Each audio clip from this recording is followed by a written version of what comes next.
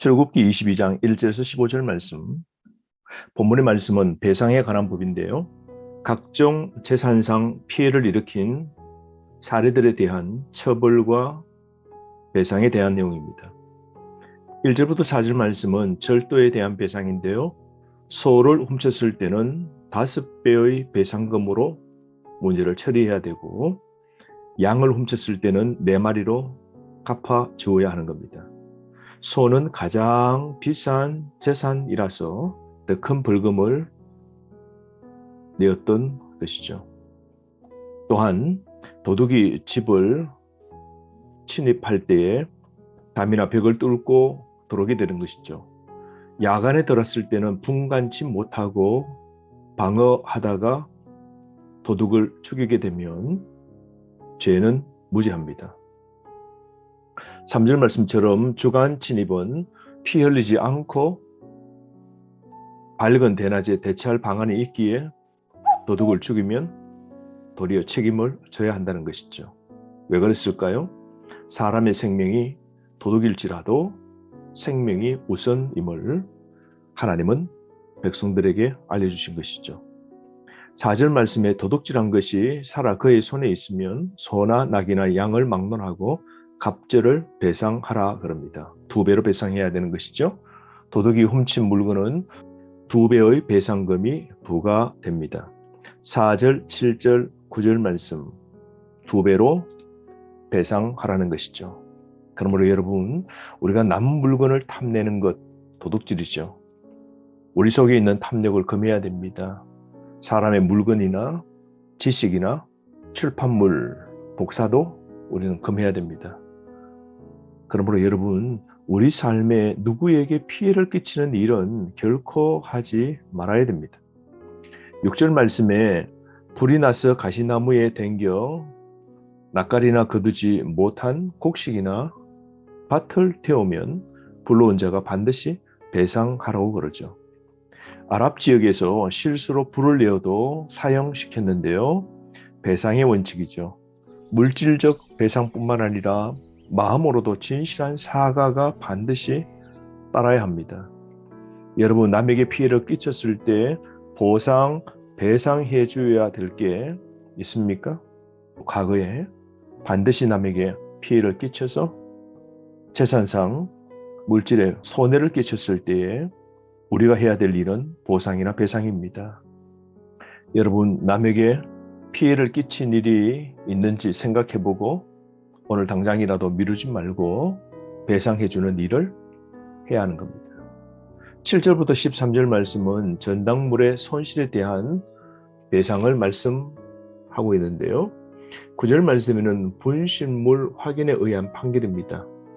두 사람은 성소로 올라가서 재판장이신 하나님께 판결을 맡겨야 됩니다.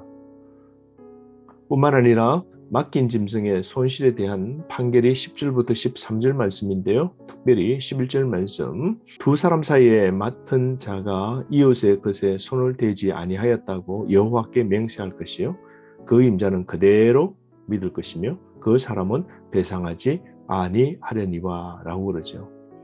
의심하기보다 사람의 형편을 이해하고 믿어줘야 됩니다. 여러분, 결백을 주장하고 하나님 이름으로 맹세하면 우리가 믿어줘야 됩니다. 손해를 보더라도 사람에 대한 신뢰를 절대로 놓치지 말아야 되죠. 그러므로 물질보다 더 중요한 것은 관계입니다.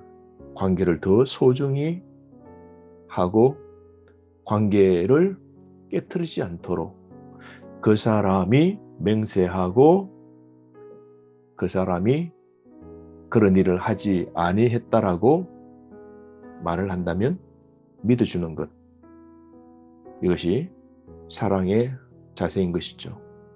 12절 말씀에 맡은 자의 관리소홀로 가축을 도둑 맞으면 주인에게 반드시 배상해야 됩니다. 14절 말씀에는 빌린 짐승의 상해에 대한 배상인데요. 관리 소홀이 아닌 불가항력적인 사고에 대해서 그것은 책임질 필요가 없음을 말씀하고 있습니다. 오늘 하나님이 이스라엘 백성에게 이렇게 상세하게 배상에 관한 법까지 말씀하시는데요.